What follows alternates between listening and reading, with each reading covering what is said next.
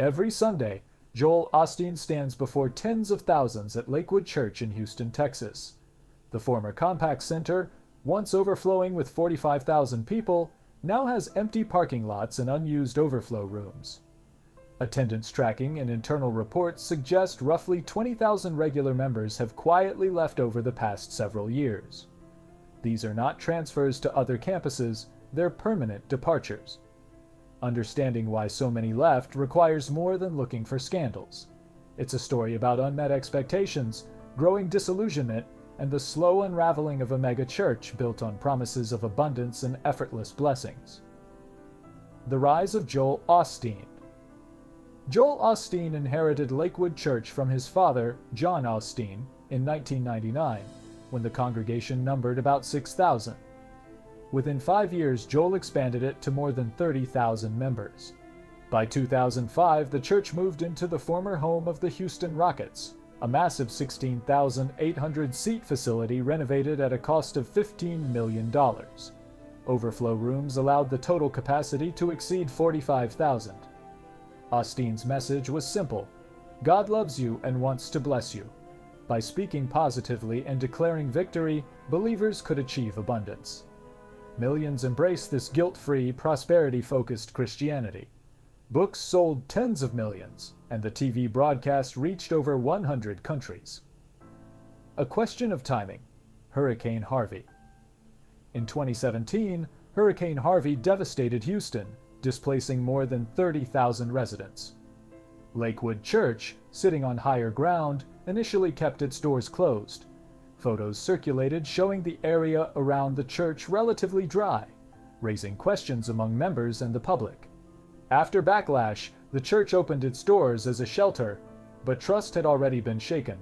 Joel Osteen insisted they had always planned to help, waiting only for city approval. For many members, the image of a pastor preaching abundance but hesitating to act during a disaster planted a seed of doubt, a question about whether the values preached aligned with the actions of the church. The $600,000 mystery. In 2021, a plumber discovered hundreds of envelopes containing cash and checks totaling $600,000 inside a church wall. The money was linked to a theft from March 2014 that had gone unresolved. Joel Osteen was never accused of wrongdoing, but questions arose.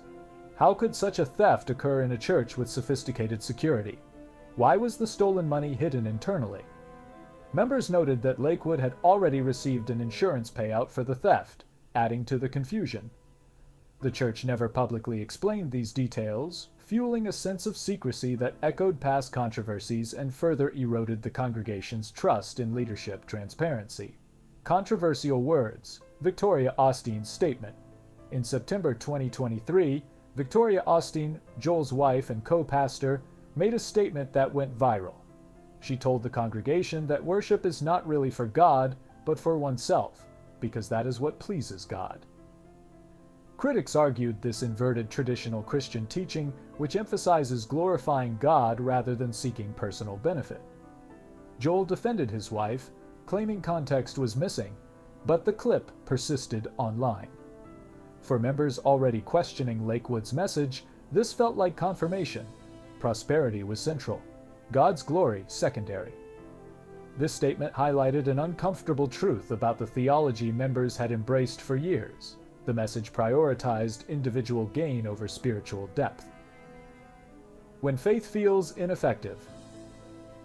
The exodus at Lakewood isn't solely about controversies. For many, the prosperity gospel itself stopped working. Members faithfully tithed, declared victories, and followed the teachings, yet the promised blessings, breakthroughs, or financial windfalls never materialized. Meanwhile, Joel Osteen resides in a $10.5 million mansion in River Oaks with multiple elevators, a guest house, and luxury amenities. Though his personal wealth comes from book sales and speaking fees rather than the church directly, many members struggle to reconcile their sacrifices with the abundance they see in the Osteen lifestyle. The cognitive dissonance between preached prosperity and personal reality became unbearable for thousands. Financial disparities and frustration. Lakewood takes in an estimated $90 million annually. While Osteen's wealth grows, regular members often see little material return from their faithful giving. Sermons that once inspired begin to feel repetitive. Smile, stay positive, declare victory. Depth, challenge, and spiritual growth, the core elements of faith, feel absent. Many members describe a culture that prioritizes polish over authenticity. Every Sunday, the production quality rivals television, the worship team performs flawlessly, and Joel's appearance is impeccable. This perfection, rather than inspiring, began to feel artificial. Real faith involves struggle, doubt, and growth, all of which were absent from Lakewood's polished presentation. Generational shifts. Younger Christians are increasingly skeptical of megachurch models and institutional religion. They watch parents tithe faithfully for decades with minimal results while observing pastors live in luxury. For a generation with instant access to theological perspectives online, Lakewood's static, unchanging message feels outdated. Questions about why God blesses some but not others, or the moral weight of wealth-focused spirituality, go unanswered.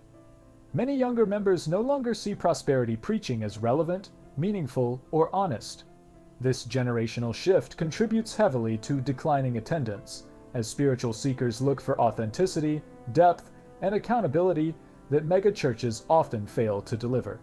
The subtle erosion of faith. Unlike a scandal, Lakewood's decline is subtle and accumulative. There is no single moment of betrayal, no arrests or affairs. Instead, the congregation slowly realizes that the promises preached don't match their experiences. The abundant life portrayed on stage is the pastor's reality, not theirs. Sermons, books, and conferences, once sources of inspiration, now highlight the disparity between expectation and lived reality. People feel disconnected from the institution and its leadership. Faith, once energized by the promise of prosperity, becomes a source of frustration, disappointment, and ultimately, departure from the church entirely. Moving on, where former members go. Many of the 20,000 who left Lakewood have not joined other megachurches. Some find smaller congregations where pastors know their names and care for individuals. Others experience spiritual homelessness, doubting God but mistrusting organized religion entirely. For many, leaving Lakewood is a way to seek authentic spiritual growth that is free from polished production, relentless optimism, and promises that never materialize. The exodus is less about scandal and more about disillusionment, a deep realization that the product they believed in no longer delivers. This trend raises broader questions about the future of megachurches in America. Conclusion: a church in transition. From the outside, Lakewood Church still appears successful. Joel Osteen continues to sell out arenas, fill the sanctuary, and publish best-selling books. But the departure of tens of thousands of regular members signals a deeper issue: the disconnect between promise and reality. Prosperity preaching, once a source of hope and inspiration, is losing credibility for many. Empty parking lots and unanswered questions reflect not a scandal, but the cumulative impact of unmet expectations, opaque leadership, and a theology that doesn't address life's complexity. Lakewood remains a spectacle of abundance, but for many the promise of prosperity has become painfully unattainable.